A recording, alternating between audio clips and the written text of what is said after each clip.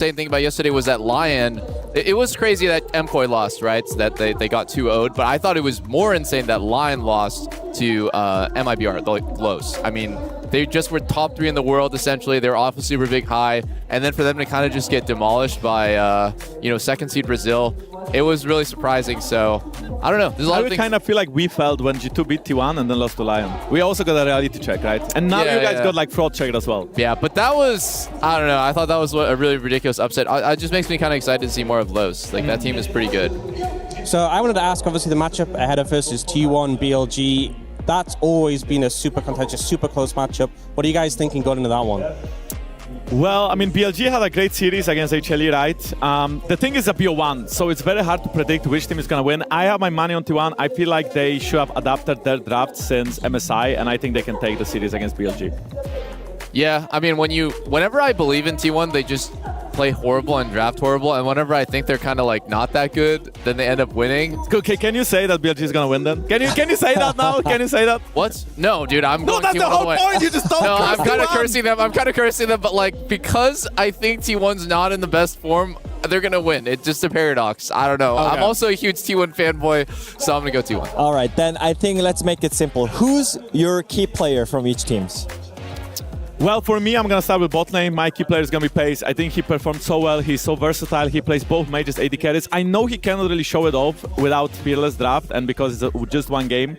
But I just think that makes T1 drafts very flexible. And he had these great games even against G2 with like 80k damage in the Caitlyn game, again, the 4th game against G2 that they lost in the end. So I'm looking forward to see more of Pace, more of Keria. I think the bot lane will be the difference maker.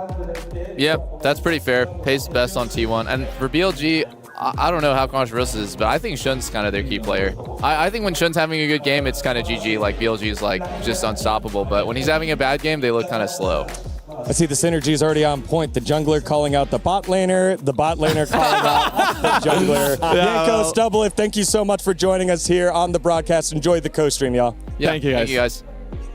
All right, I think a great call out there to lead us into the matchup. Jun and the rest of BLG have been a huge force, not only recently, but all year long. And we showed the graphic of the recent match history. They are constantly leading the line here for the LPL.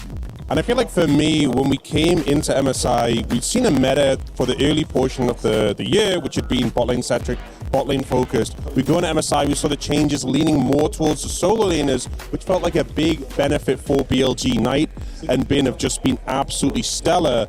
But it's weird because I feel like the meta still isn't settled. We've had a lot of time in this patch. We've seen a lot of gameplay on at MSI, but like in the finals up against BLG, HLE was playing through bot. So I'm interested to see, because obviously T1 have had a good amount of time to reflect, but also HLE taking down BLG has forced them to also assess what they're playing through, how they're playing. And obviously with Viper in the bot lane, he's always a viable player to go through. I mean, I want to see how Honor deals with this kind of